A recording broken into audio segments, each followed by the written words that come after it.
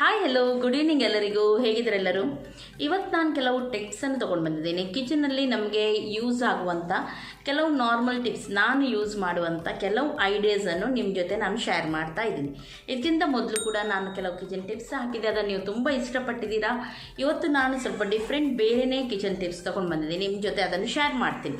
Daily ನಾವು ಯಾವ ರೀತಿ ನಮ್ಮ ಲೈಫನ್ನು ಇನ್ನೂ ಕೂಡ ಈಸಿಯಾಗಿ ಮಾಡ್ಬೋದು ಅಂತ ಹೇಳಿ ಕೆಲವು ನಮ್ಮ ಮುಂದೆ ಕಣ್ಣ ಮುಂದೆ ಇರುತ್ತೆ, ಆದರೆ ನಮಗೆ ಗೊತ್ತಿರೋದಿಲ್ಲ. ಹಾಗೆ ಕೆಲವು ಸಣ್ಣ ಸಣ್ಣ ಇದು ಇರುವುದನ್ನು ನಾನು ಯೂಸ್ ಮಾಡಿ ಇವತ್ತು ನಾನು ಕೆಲವು ನಿಮಗೆ ಟಿಪ್ಸ್ ಹೇಳ್ತೀನಿ.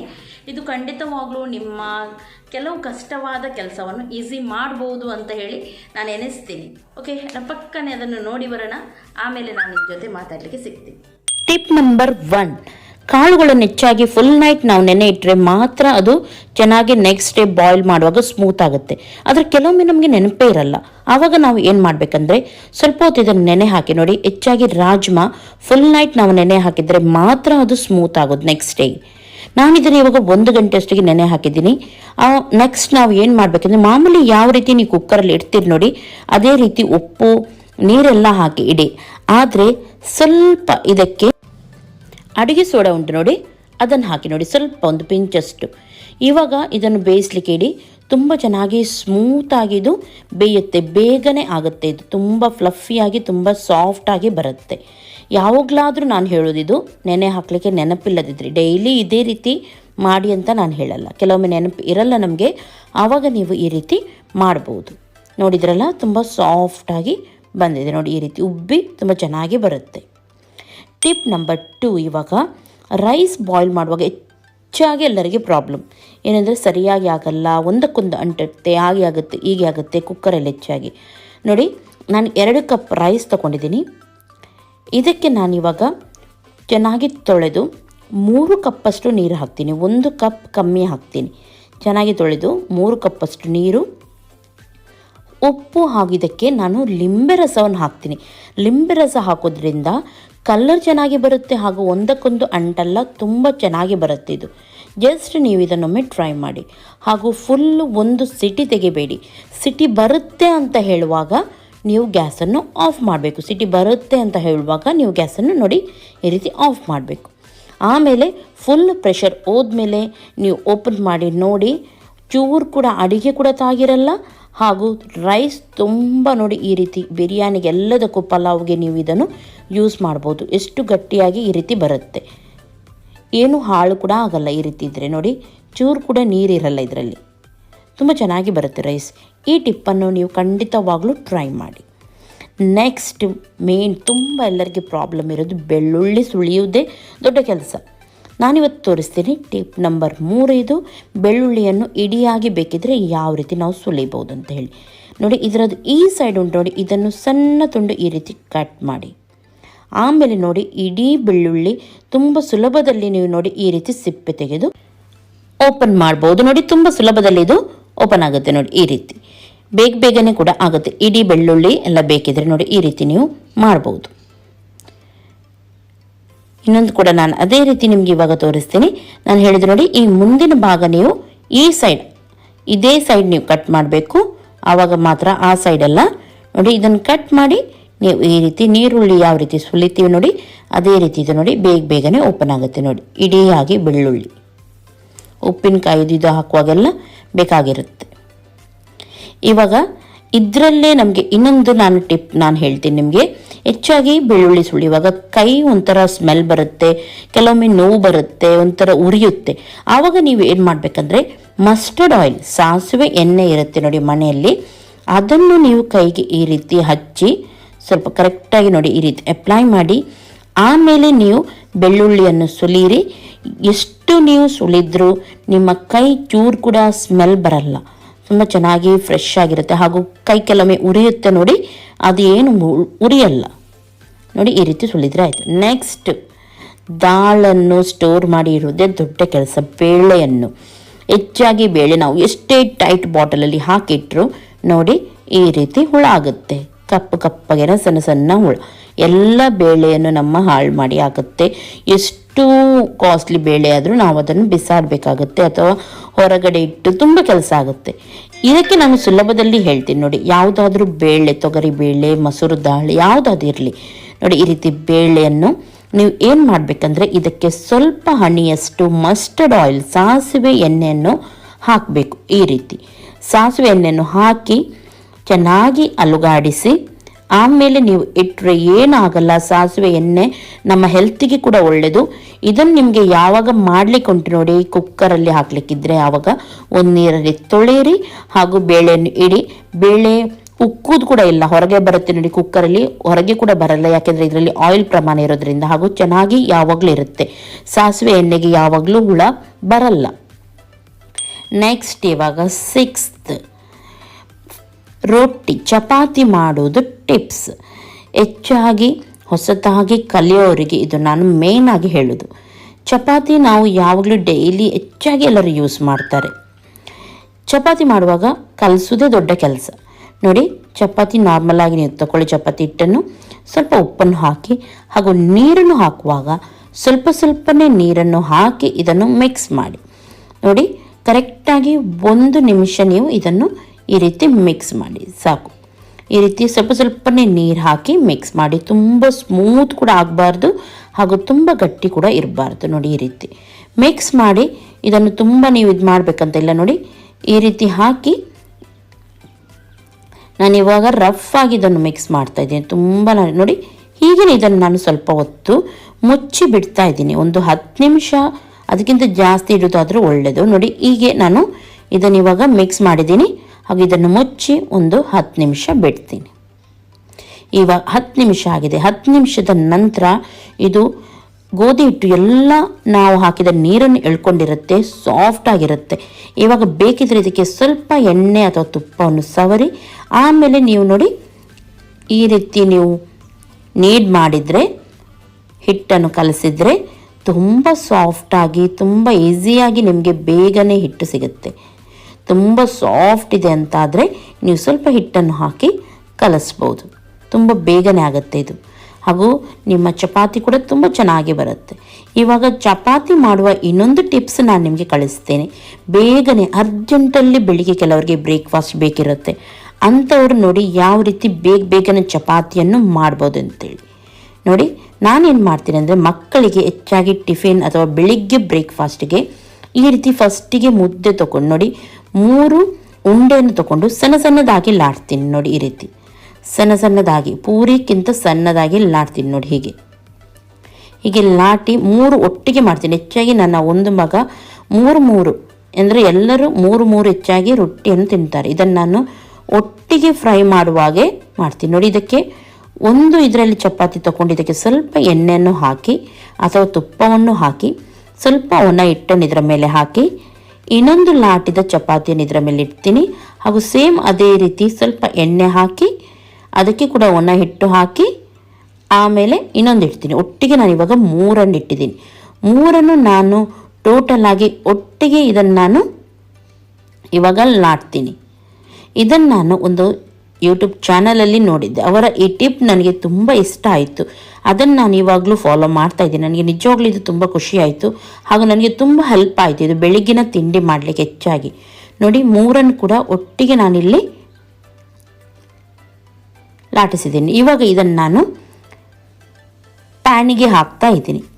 ಕಾವಲಿಗೆ ಹಾಕಿ ನೋಡಿ 2 ಸೈಡ್ ಕೂಡ ಫ್ರೈ ಮಾಡಬೇಕು. ಒಂದು ಸೈಡ್ ಚೆನ್ನಾಗಿ ಫ್ರೈ ಆದಮೇಲೆ ಇದಕ್ಕೆ ನೀವು ಸ್ವಲ್ಪ ನೋಡಿ ಈ ರೀತಿ ಎಣ್ಣೆಯನ್ನು ಹಾಕಿದರೆ ಸಾಕು, ಇದು ಬಿಡ್ತಾನೆ ಬರುತ್ತೆ. ಇದನ್ನು ನೀವು 3 ಒಟ್ಟಿಗೆ ಕೂಡ ನೀವು ಇದೇ ರೀತಿ ಫ್ರೈ ಮಾಡ್ಬೋದು.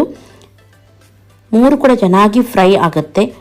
3 ರೊಟ್ಟಿ ತಿಂದಂಗೆ ಆಗುತ್ತೆ, ಚಪಾತಿ ತಿಂದಂಗೆ ಆಗುತ್ತೆ. ಅಥವಾ ನಿಮಗೆ ಒಳಗಡೆದ್ದು ಸರಿಯಾಗಿ ಫ್ರೈ ಆಗುತ್ತಾ ಇಲ್ವಾ ಅಂತ ಹೇಳಿ ಟೆನ್ಷನ್ ಇದ್ದರೆ ಮೇಲ್ಗಡೆದ್ದು ಈಸಿಯಾಗಿ ಬಿಟ್ಟು ಬರುತ್ತೆ. ನಾನು ಕರೆಕ್ಟಾಗಿ ತೋರಿಸ್ತೀನಿ ನೋಡಿ. ಈಸಿಯಾಗಿ ತೆಗಿಬೋದು. ಮೇಲ್ಗಡೆದು ನೋಡಿ ಬಿಟ್ಟು ಬರ್ತಾ ಉಂಟು, ನೋಡ್ತಾ ಇದ್ದೀರಲ್ಲ. ಮೇಲ್ಗಡೆದು ಒಂದು ರೊಟ್ಟಿ ಇದೇ ರೀತಿ ಚಪಾತಿ ನೋಡಿ ಎಷ್ಟು ಕ್ಲಿಯರಾಗಿ ನೋಡಿ ಓಪನ್ ಮಾಡ್ಬೋದು ನಾವು, ನೋಡಿದ್ರಲ್ಲ. ಈ ರೀತಿ ತೆಗೆದ್ರೂ ಆಗುತ್ತೆ. ನೀವು ಒಳಗಡೆದು ಚಪಾತಿ ತುಂಬ ಸ್ಮೂತ್ ಆಗಿರುತ್ತೆ, ಮಕ್ಕಳು ತುಂಬ ಇಷ್ಟಪಟ್ಟು ತಿಂತಾರೆ. ನೀವು ಇದನ್ನು ಈ ರೀತಿ ಬಿಡಿಸ್ಬೇಕಂತಲೇ ಇಲ್ಲ ನೋಡಿ. ಹೀಗೇ ನೀವು 3 ಒಟ್ಟಿಗಿಟ್ಟು 2 ಸೈಡ್ ಕೂಡ ಚೆನ್ನಾಗಿ ಫ್ರೈ ಮಾಡ್ಬೋದು. ಒಳಗಡೆಯ ಚಪಾತಿ ಚೆನ್ನಾಗಿ ಬೇಯುತ್ತೆ, ಫ್ರೈ ಆಗುತ್ತೆ ನೋಡಿ ಸ್ಮೂತಾಗಿ ಚೆನ್ನಾಗಿರುತ್ತೆ ಒಳಗಡೆ ಚಪಾತಿ. ಪಪ್ಸ್ ಎಲ್ಲ ತಿನ್ನುವಾಗ ನಾವು ಕೆಲವೊಮ್ಮೆ ಒಳಗಡೆದು ನಮಗೆ ಇಷ್ಟ ಇರುತ್ತೆ ಸ್ಮೂತಾಗಿ, ಆ ರೀತಿ ಇದು ಇರುತ್ತೆ ಒಳಗಡೆ ಚಪಾತಿ. ನೋಡಿ ಮೂರನ್ನು ಕೂಡ ಒಟ್ಟಿಗೆ ನೀವು ಫ್ರೈ ಮಾಡ್ಬೋದು. ಇವಾಗ 7th, ಹೆಚ್ಚಾಗಿ ಟ್ಯಾಪ್ ತೊಳೆಯೋದು ದೊಡ್ಡ ಕೆಲಸ. ಯಾಕೆಂದರೆ ನಾವು ಏನಾದರೂ ತೊಳೆಯುವಾಗ ಮುಟ್ಟುವಾಗ ಟ್ಯಾಪ್ ಮುಟ್ಟುವಾಗ ಎಲ್ಲ ಗಲೀಜಾಗಿರುತ್ತೆ. ಸೋಪಿನ ನೀರು ಬಿದ್ದು ಬಿದ್ದು ಡಾಟ್ಸ್ ಎಷ್ಟು ನಾವು ತೊಳೆದ್ರೂ ಹೋಗಲ್ಲ. ಅರ್ಜೆಂಟಲ್ಲಿದ್ದವರು ನೋಡಿ ಈ ರೀತಿ ಅಂದರೆ ಇನ್ಸ್ಟಂಟ್ ಆಗಿ ಬೇಗನೆ ನಿಮಗೆ ಕ್ಲೀನ್ ಮಾಡಲಿಕ್ಕೆ ಇಷ್ಟ ಇದ್ದವರು ನಾನಿವತ್ತು ತೋರಿಸುವ ಟಿಪ್ಪನ್ನು ಫಾಲೋ ಮಾಡಿ, ಖಂಡಿತವಾಗ್ಲೂ ಹೆಲ್ಪ್ ಆಗುತ್ತೆ. ನಾನಿಲ್ಲಿ 10 ರೂಪಾಯಿದ್ದು ಸಣ್ಣದೊಂದು ಟೂತ್ ಪೇಸ್ಟ್ ತೊಗೊಂಡಿದ್ದೀನಿ. ವೈಟ್ ಕೋಲ್ಗೇಟೇ ತುಂಬ ಚೆನ್ನಾಗಿರುತ್ತೆ, ಬೇರೆ ಕಲರ್ ಇದಲ್ಲ. ಇದನ್ನು ನಾನು ಇವಾಗ ಜಸ್ಟ್ ಇದರ ಮೇಲೆ ಅಪ್ಲೈ ಮಾಡ್ತಾ ಇದ್ದೀನಿ. ಕೇವಲ ತಿಕ್ತಾ ಇಲ್ಲ, ಸುಮ್ಮನೆ ಒರೆಸ್ತಾ ಇದ್ದೀನಿ ಅಂತ ಹೇಳ್ತೀನಿ ನೋಡಿ. ಹಾಕ್ತಾ ಇದ್ದೀನಿ, ಅಪ್ಲೈ ಮಾಡ್ತಾ ಇದ್ದೀನಿ ಅಷ್ಟೇ. ಇದರ ಮೇಲೆ ನೋಡಿ ಈ ರೀತಿ ಗಟ್ಟಿಯಾಗಿ ತಿಕ್ತಾ ಇಲ್ಲ, ಸರಿಯಾಗಿ ನೋಡಿ ಬ್ರಷಲ್ಲಿ ಸುಮ್ಮನೆ ಈ ರೀತಿ ಹಾಕ್ತಾ ಇದ್ದೀನಿ. ಈ ರೀತಿ ಎಲ್ಲದಕ್ಕೂ ಹಾಕಿ ನಾನು 2 ನಿಮಿಷ ಸ್ವಲ್ಪ ಒಣಗಲಿಕ್ಕೆ ಇದನ್ನು ಅದೇ ರೀತಿ ಬಿಡ್ತೀನಿ. ನೋಡ್ತಾ ಇದ್ರಲ್ಲ ಎಷ್ಟು ಗಲೀಜಾಗಿತ್ತು ನನ್ನ ಟ್ಯಾಪ್, ಇವಾಗ ನೋಡಿ ಎಷ್ಟು ಕ್ಲೀನಾಗಿ ಬರುತ್ತೆ. ಓಕೆ, ಇದನ್ನು ಇವಾಗ ನಾನು ಇದೇ ರೀತಿ ಒಂದು 2 ನಿಮಿಷ ಬಿಡ್ತೀನಿ. 2 ನಿಮಿಷ ನಂತರ ಇವಾಗ ಇದನ್ನು ನಾನಿವಾಗ ನೋಡಿ ಕ್ಲೀನ್ ಮಾಡ್ತೀನಿ. ಸ್ವಲ್ಪ ನೀರನ್ನು ಹಾಕಿ, ತುಂಬ ಗಟ್ಟಿಯಾಗಿ ಏನು ತಿಕ್ಕಬೇಕಂತ ಇಲ್ಲ ಇದು. ಸುಮ್ಮನೆ ನೋಡಿ ಈ ರೀತಿ ಬ್ರಷಲ್ಲಿ ಸೈಡಲ್ಲಿ ಕೆಲವು ಎಷ್ಟು ನಾವು ತಿಕ್ಕಿದ್ರೂ ಹೋಗಲ್ಲ, ಇದು ಸೈಡಲ್ಲಿ ಹೋಗಿ ತುಂಬ ಕ್ಲೀನಾಗಿ ಬರುತ್ತೆ. ಕೈಯಲ್ಲಿ ಬ್ರಷಲ್ಲಿ ತಿಕ್ಕಿದ್ರೂ ಕೆಲವು ಕೋಣೆ ಹಾಗೇ ಉಳಿಯುತ್ತೆ. ಆದರೆ ನೀವು ಈ ರೀತಿ ಪೇಸ್ಟ್ ಹಾಕಿ ತಿಕ್ಕಿದರೆ ಎಲ್ಲ ಕೋಣೆನೂ ನಿಮ್ಮದು ಕ್ಲೀನಾಗಿ ಬರುತ್ತೆ. ಇವಾಗ ನಾನು ಸ್ಪಂಜಿಂದ ನೀರನ್ನು ಹಾಕಿ, ಏನು ಗಟ್ಟಿಯಾಗಿ ಏನು ತಿಕ್ತಾ ಇಲ್ಲ ನೋಡಿ, ಸ್ಪಂಜಿಂದ ಮೇಲ್ಗಡೆಯಿಂದ ನೀರನ್ನು ಹಾಕಿ ಈ ರೀತಿ ತೊಳಿತಾ ಇದ್ದೀನಿ.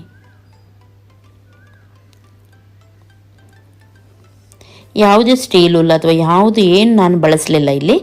ನೋಡಿ ಸ್ಪಂಜಿಂದ ನಾನು ನೀರನ್ನು ಸ್ಪ್ರೇ ಮಾಡಿ ತಿಕ್ತಾ ಇದ್ದೀನಿ ಅಷ್ಟೇ. ನೋಡಿ ಇದು ಖಂಡಿತವಾಗ್ಲೂ ಫಾಲೋ ಮಾಡಿ, ನನ್ನ ಫೇವ್ರೆಟ್ ಟಿಪ್ ಇದು. ತುಂಬ ಕ್ಲೀನ್ ಆಗುತ್ತೆ ಇದರಿಂದ ಟ್ಯಾಪ್, ಎಷ್ಟೇ ಗಲೀಜಿದ್ರು. ಒಮ್ಮೆ ನೀವು ಇದನ್ನು ಟ್ರೈ ಮಾಡಿ, ಆವಾಗಲೇ ಇದು ನಿಮಗೆ ಗೊತ್ತಾಗುತ್ತೆ. ನೋಡಿ ತುಂಬ ಕ್ಲೀನ್ ಆಗುತ್ತೆ ಇದು. ಇವಾಗ ನೆಕ್ಸ್ಟ್ ಸಬೀನಾ ಎಲ್ಲದಕ್ಕೆ ಹೆಚ್ಚಾಗಿ ಯೂಸ್ ಮಾಡ್ತಾರೆ. ನಾನಿಲ್ಲಿ ಕೆಲವೊಮ್ಮೆ ನಾವು ಬೇಷನ್ ನೋಡಿರ್ಬೋದು, ಮೀನು ಅಥವಾ ಏನಾದರೂ ಮಾಡಿದರೆ ಒಂಥರ ಸ್ಮೆಲ್ ಬರುತ್ತೆ. ಅದನ್ನು ನಾನು ಸ್ಮೆಲ್ಲನ್ನು ತೆಗಿಲಿಕ್ಕೆ ಈ ರೀತಿ ಮಾಡ್ತೀನಿ. ಸಬೀನಕ್ಕೆ ನಾನು ಸ್ವಲ್ಪ ಬೇಕಿಂಗ್ ಸೋಡಾವನ್ನು ಹಾಕ್ತೀನಿ. ಬೇಕಿಂಗ್ ಸೋಡಾ ಹಾಕಿ ಇದನ್ನು ನಾನು ಮಿಕ್ಸ್ ಮಾಡ್ತೀನಿ. ಕೆಲವೊಮ್ಮೆ ಎಣ್ಣೆ ಜಿಡ್ಡು ಅಥವಾ ಏನಾದರೂ ಆ ಹೋಲ್ ಇರುತ್ತೆ ನೋಡಿ, ಹೋಲಿಂದ ಕೆಲವೊಮ್ಮೆ ವಾಸನೆ ಬರಲಿಕ್ಕೆ ಸ್ಟಾರ್ಟ್ ಆಗುತ್ತೆ. ಆವಾಗ ನೀವೇನು ಮಾಡಬೇಕು ನೋಡಿ, ಎಣ್ಣೆ ಜಿಡ್ಡು ಉಂಟು ತುಂಬ, ಇದನ್ನು ನಾನು ಇದರಿಂದ ತೆಗಿತೀನಿ.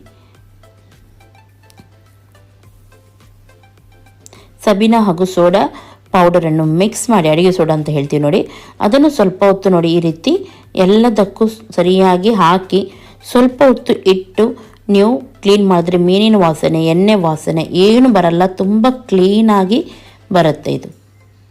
ಅಂದರೆ ಸ್ಮೆಲ್ ಚೆನ್ನಾಗಿ ಬರುತ್ತೆ ಇದರಲ್ಲಿ. ಹಾಗೂ ಸಿಂಕ್ ಫುಲ್ಲು ವೈಟಾಗಿ ತೊಳಿಬೇಕಂತಾದರೆ ನಾನು ಇನ್ನೊಂದು ನನ್ನ ಟಿಪ್ ಹಾಕಿದ್ದೆ ಮೊದಲೊಮ್ಮೆ. ಅದರಲ್ಲಿ ನಾನು ಒಂದು ಲೋಷನನ್ನು ಇದನ್ನು ಮಾಡಿದ್ದೆ, ಪೇಸ್ಟ್ ಹಾಕಿ ಸ್ವಲ್ಪ ಬೇಕಿಂಗ್ ಸೋಡಾ ಹಾಗೂ ವೆನಿಗರ್ ಹಾಕಿ ಅದರಿಂದ ನೀವು ತಿಕ್ಕಿ ಎಲ್ಲ ಬೇಷನ್ಸ್ ಯಾವುದಾದ್ರೂ ವೈಟ್ ಬೇಷನ್ ಎಲ್ಲ ಇದ್ದರೆ ತುಂಬ ಕ್ಲೀನಾಗಿ ಹೋಗುತ್ತೆ. ಓಕೆ, ಇವಾಗ ನಾನು ಇದನ್ನು ಮೇಲಿಂದ ಮೇಲೆ ಸ್ವಲ್ಪ ಕ್ಲೀನ್ ಮಾಡ್ತಾ ಇದ್ದೀನಿ.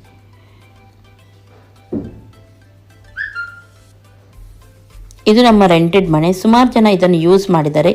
ಹಾಗಾಗಿ ಇದು ಮೊದಲಿಂದನೇ ಇದೇ ರೀತಿ ಕಲರ್ ಉಂಟು, ಬೇಷನ್ ಕ್ಲೀನಾಗಿ ಉಂಟು. ಆದರೆ ಕೆಲವು ಕಲೆ ಏನು ಮಾಡಿದರೂ ಹೋಗಲ್ಲ ಅಂತ ಹೇಳ್ತೀವಿ ನೋಡಿ, ಆ ರೀತಿ ನೋಡಿ. ಇವಾಗ ಯಾವುದೇ ಇದರಲ್ಲಿ ಜಿಡ್ಡು ಅಥವಾ ಸ್ಮೆಲ್ ಬರಲ್ಲ, ತುಂಬ ಕ್ಲೀನ್ ಆಗುತ್ತೆ ಇದು. ಈ ರೀತಿ ನೀವು ಮಾಡಿದರೆ ಒಮ್ಮೆ ಜಸ್ಟ್ ಟ್ರೈ ಮಾಡಿ ನೋಡಿ. ನೆಕ್ಸ್ಟ್ ನಾವು ಹೆಚ್ಚಾಗಿ ಟೀ ಕುಡಿದ ಪೌಡರನ್ನು ಏನು ಮಾಡ್ತೀವಿ, ಬಿಸಾಡ್ತೀವಿ.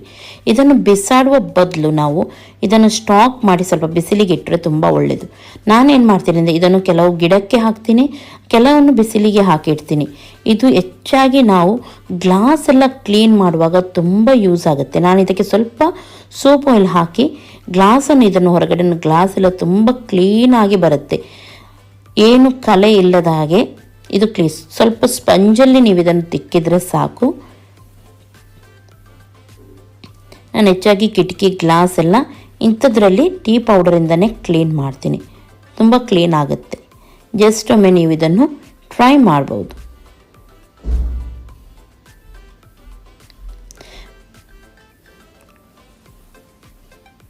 ನೋಡಿ ಎಷ್ಟು ಕ್ಲೀನಾಗಿ ಬಂದಿದೆ ಅಂತ ಹೇಳಿ.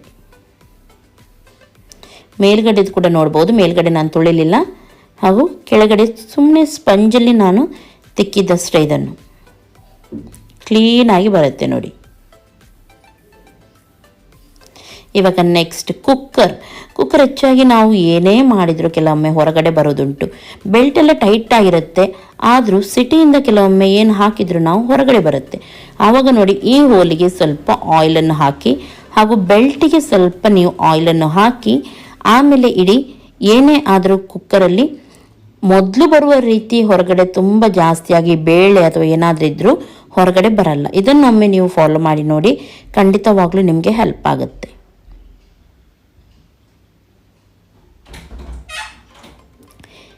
ಇವಾಗ ನಾನು ಇದನ್ನು ಸಿಟಿಯನ್ನು ಇಡ್ತಾ ಇದ್ದೀನಿ.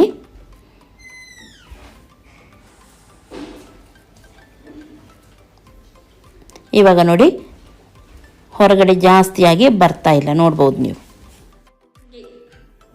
ಓಕೆ, ನೋಡಿದ್ರಲ್ಲ, ಖಂಡಿತವಾಗ್ಲೂ ನಿಮಗೆ ಇಷ್ಟ ಆಗಿರ್ಬೋದು ಅಂತ ಎನಿಸ್ತೀನಿ. ಕೆಲವು ಸಿಂಪಲ್ ಟಿಪ್ಸ್ ಇದರಲ್ಲಿ ಕೆಲವು ನಿಮಗೆ ಗೊತ್ತಿರ್ಬೋದು, ಅಥವಾ ಕೆಲವರಿಗೆ ಹೊಸತ್ತು ಕೂಡ ಆಗಿರ್ಬೋದು. ಹಾಗಾಗಿ ನಾನು ಇದನ್ನು ನಿಮ್ಮ ಜೊತೆ ಶೇರ್ ಮಾಡ್ತಿದ್ದೇನೆ. ಖಂಡಿತವಾಗ್ಲೂ ನಿಮಗೆ ಇಷ್ಟ ಆಗಿರ್ಬೋದು ಅಂತ ಎನಿಸಿ. ಯಾರಿಗೆ ಯಾವ ಟಿಪ್ಸ್ ಇಷ್ಟ ಆಯಿತು, ಯಾವ ಟಿಪ್ಸ್ ನಿಮಗೆ ಗೊತ್ತಿರಲಿಲ್ಲ, ಅಥವಾ ಯಾವ ಟಿಪ್ಸ್ ನಿಮಗೆ ಗೊತ್ತಿತ್ತು, ಅಥವಾ ನಿಮ್ಮ ಹತ್ರ ಯಾವುದಾದ್ರೂ ಹೊಸತಾದ ಟಿಪ್ಸ್ ಇದ್ದರೆ ಕಮೆಂಟ್ ಸೆಕ್ಷನ್ ತುಂಬ ಉಂಟು. ಎಷ್ಟು ಬೇಕಿದ್ರೂ ನೀವು ಬರೆದು ಹಾಕ್ಬೋದು. ಕಮೆಂಟಲ್ಲಿ ಬರೆದು ಹಾಕಿ, ಎಲ್ಲರಿಗೂ ಹೆಲ್ಪ್ ಆಗುತ್ತೆ. ಹಾಗೂ ನಿಮಗೆ ಯಾವುದು ಇಷ್ಟ ಆಯಿತು, ಈಸಿ ಆಯಿತು, ಅದು ಕೂಡ ಬರೆದು ಹಾಕಿ ಹೇಳಿ ಕಮೆಂಟಲ್ಲಿ. ಆವಾಗ ನಂಗೆ ಗೊತ್ತಾಗುತ್ತೆ ನಿಮಗೆ ಸ್ವಲ್ಪ ಆದರೂ ಹೆಲ್ಪ್ ಆಯ್ತಂತ ಹೇಳಿ. ಹಾಗೂ ಇವತ್ತಿನ ವಿಡಿಯೋ ಲೈಕ್ ಆಯ್ತಂತಾದರೆ ಪ್ಲೀಸ್ ಲೈಕ್ ಮಾಡಿ. ಲೈಕ್ ಮಾಡೋದನ್ನು ಮರಿಬೇಡಿ. ಲೈಕ್ ಮಾಡಿ, ನಿಮ್ಮ ಫ್ರೆಂಡ್ಸ್ ಜೊತೆ, ನಿಮ್ಮ ರಿಲೇಟಿವ್ಸ್, ನಿಮ್ಮ ಯಾರಿದ್ದಾರೆ ನಿಮಗೆ ಗುರ್ತದವರು ಯಾರಿದ್ದಾರೆ ನೋಡಿ ಅವರ ಜೊತೆ, ನಿಮ್ಮ ವಾಟ್ಸಪ್, ಫೇಸ್ಬುಕ್ ಅಂಥದ್ರೆಲ್ಲ ಇಂಥ ವೀಡಿಯೋಸನ್ನು ಶೇರ್ ಮಾಡಿ. ಇದರಿಂದ ಬೇರೆಯವರಿಗೆ ಕೂಡ ಹೆಲ್ಪ್ ಆಗುತ್ತೆ. ಹಾಗೂ ಯಾರು ನನ್ನ ಚಾನಲ್ಗೆ ಇನ್ನೂ ಕೂಡ ಸಬ್ಸ್ಕ್ರೈಬ್ ಮಾಡಲಿಲ್ಲ ನೋಡಿ, ಅವರು ಸಬ್ಸ್ಕ್ರೈಬ್ ಮಾಡಿ, ಪಕ್ಕದಲ್ಲಿರುವ ಬೆಲ್ ಬಟನ್ ಕ್ಲಿಕ್ ಮಾಡಿ. ಇದರಿಂದ ನನ್ನ ನೋಟಿಫಿಕೇಷನ್ ನಿಮಗೆ ಸಿಗುತ್ತೆ. ಓಕೆ, ಎಲ್ಲರಿಗೂ ಟೇಕ್ ಕೇರ್, ಬಾಯ್ ಬಾಯ್.